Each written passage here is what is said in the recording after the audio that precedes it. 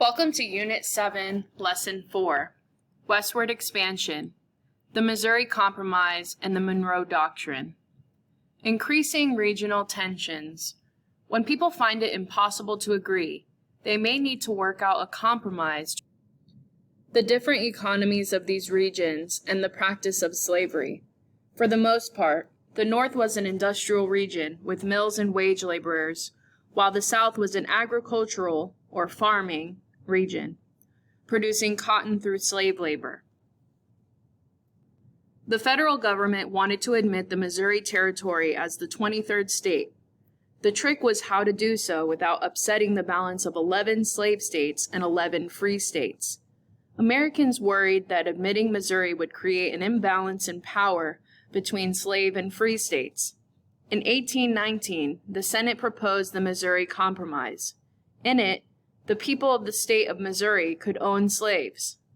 Missouri would be admitted into the Union at the same time as Maine, a free state which maintained the balance between the number of slave states and free states. The compromise prohibited slavery in all of the lands acquired in the Louisiana Purchase north of the 36th degree and 30 north latitude line. These lands were considered unorganized territory, or lands governed by the federal government, but not belonging to any state. As a result of the compromise, any states formed from this unorganized territory would be free states. Even so, the compromise stated that enslaved people who escaped to free states could be captured and returned to their owners. So let's take a look at this picture of the Missouri Compromise of 1820.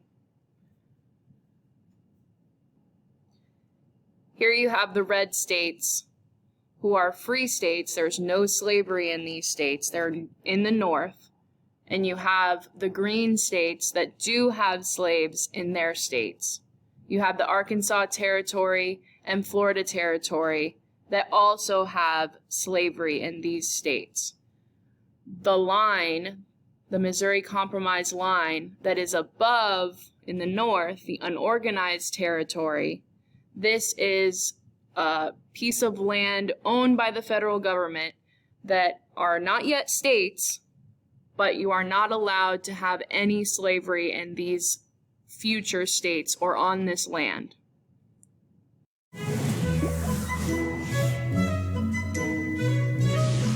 If the internet had been around in 1817, James Monroe would have been our most friended president. Even John Quincy Adams, who was considered a complete grouch, liked Monroe. So why was Monroe such a hot property? Well, it helped that ladies loved cool James. Oh, James. One Virginia socialite described him as tall and well-formed. In modern speak, that would be total hottie. Even Thomas Jefferson said that Monroe was so honest that if you turned his soul inside out, there would not be a spot on it. The extremely popular Monroe made it to the top of the A-list when he was elected the 5th President of the United States. Monroe had big plans for America, including making America bigger. His Secretary of State, John Quincy Adams, convinced Spain to sell us Florida, after we had already invaded it. Americans were spreading out, moving west, borrowing money, and buying land. Everyone was feeling so good about Monroe's presidency that they actually called it the era of good feelings. It was like a national beach party. When Monroe was president, everybody was feeling really, really great. Maybe it was something in the water, I don't know. But people were fighting less and less. The political parties were getting along more and more. But the party ended in 1819. Remember all that money people were borrowing to buy land? Many Americans couldn't pay back the money they borrowed. Everyone panicked. Banks failed. People lost their jobs and their homes. And those good feelings soon turned bad. Speaking of bad feelings, Monroe's second crisis dealt with the issue of slavery. When the territory of Missouri wanted to become the state of Missouri, the country was divided. Should Missouri be allowed into the Union as a slave state? The Missouri Compromise was an attempt to balance slave and free states where there would be one for one. If a slave state came in, a free state would have to come into the Union. Maine was added as a free state, keeping the number of slave and free states equal. But America was now pretty much literally divided in half. Monroe's most famous accomplishment is the Monroe Doctrine. It states that other countries can't come to the American continent and interfere in politics or colonize our lands. I do not like when people who are not my close friends get all up in my business, all right? I certainly don't want overseas powers coming over to the Americas and getting up in our business. Monroe actually didn't come up with the Monroe Doctrine. Again, his Secretary of State, John Quincy Adams, did. But Monroe put it in his second inaugural address, and, well, it's not called the John Quincy Adams Doctrine. That would have been a significantly less handsome doctrine.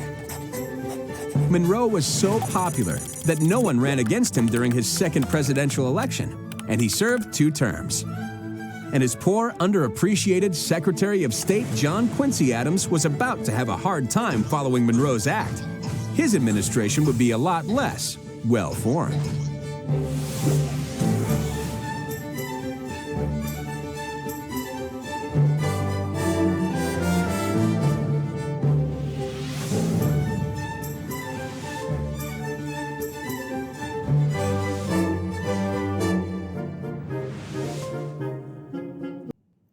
The Monroe Doctrine. In December 1823, President Monroe delivered a speech in which he introduced a new approach to foreign policy. In it, he stated, "The American continents, by the free and independent conditions which they have assumed and maintained, are henceforth not to be considered as subjects for future colonization by any European power." Monroe also promised that the United States would not fight in any European wars. In simple terms, the president said, "You stay out of our hemisphere, and we'll stay out of yours." His ideas became known as the Monroe Doctrine. Monroe warned European nations against interfering with the Western Hemisphere. Doing so would be considered an act of aggression that would result in military action from the United States. Monroe's declaration was bold because the United States had no actual authority over Central America or South America. Part of the inspiration for the Monroe Doctrine stemmed from colonies in Central and South America rebelling against European rule.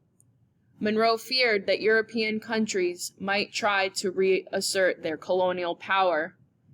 He also had concerns over Russia's presence in what is now Alaska. Russia had issued a statement in 1821 that non-Russians could not enter its territory. Monroe did not want Russia to try to expand into North American territory.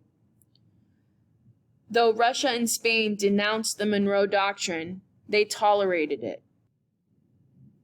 Wars among European countries had wearied them, and they had little desire to expand their involvement in the Americas.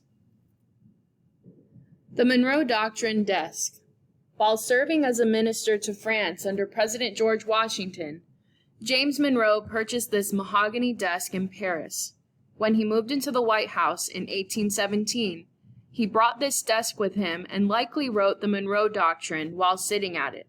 About 100 years after his presidency, Monroe's great-great-grandson discovered letters from Washington, Madison, Franklin, and Jefferson to Monroe, hidden in the desk's secret compartment. Just a quick review before we end this video. As the United States expanded its territory and its power, it negotiated how each state would deal with the issue of slavery. The Missouri Compromise is an agreement that states the people of Missouri could own slaves and be admitted into the Union, along with Maine, a free state. The Monroe Doctrine.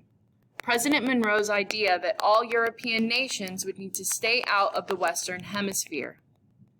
Take a look at the painting by Clyde Deland. This painting is called Birth of the Monroe Doctrine. President Monroe is outlining his new policy to his cabinet in preparation for his address. or what we know today as the State of the Union Address. Monroe touched on many topics, but most significantly, he introduced a new policy toward Europe and the Western Hemisphere, the Monroe Doctrine. That's all for today's video.